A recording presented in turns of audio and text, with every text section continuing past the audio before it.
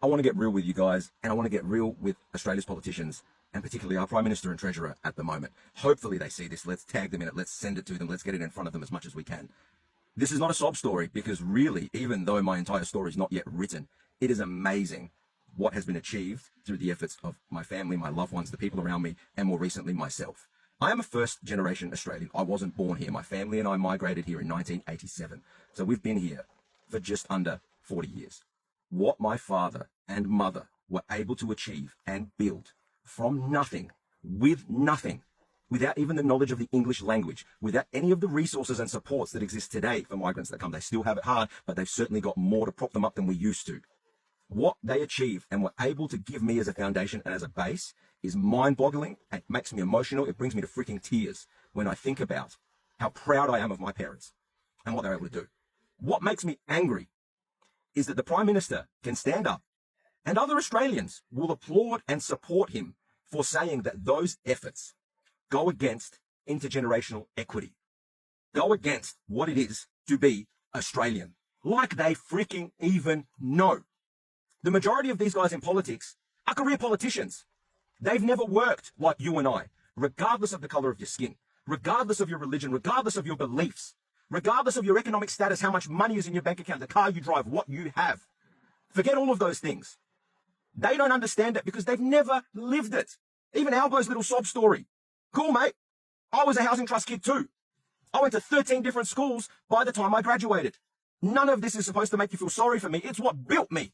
It's what made me who I am. It's what gave me the steel and resilience to be a good Australian. Forget about good person, good human. I'm not even going to get into that argument because God knows it's not for me to judge.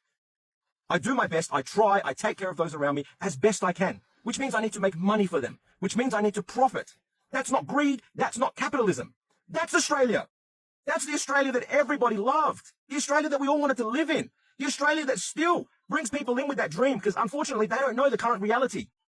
It makes me so upset and so sad that in the face of all of that, we get politicians stand up and tell us that we're doing something wrong, that we're stealing from other generations and causing inequity by surviving, heavens forbid thriving. They call it tall poppy syndrome. I don't think it's public driven. I think the average Australian is really good. Good hearts, good souls, good human beings, wish the best for one another. The division comes up from the top. The mental insanity comes up from the top. The nonsense comes up from the top. It's the pollies. It's the PM.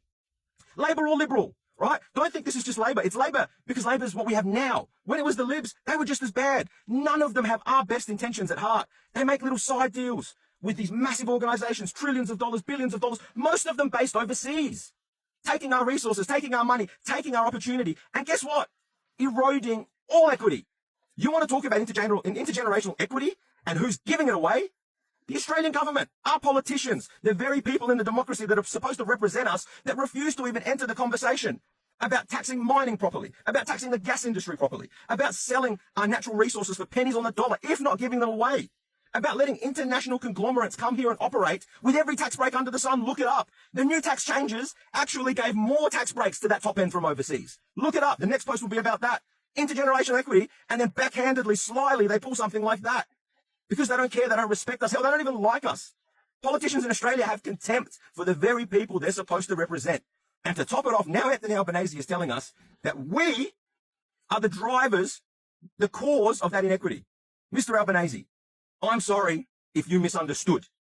But people that come here with nothing, people that are born here with nothing, every single Australian that builds themselves up from nothing does so through hard work, monetary management, understanding how to budget and not throw away money, and supporting one another. We do that. You can't seem to figure it out. You can't balance the books. You can't control your spending. And you sure as shit can't support the average Australian. So at least have the decency, when you do all of that, to not throw it in our face and blame us for the problems of Australia when you're the ones causing it. Yeah? Steal from my pocket, but don't slap me in my face while you're doing it. Alex Money out.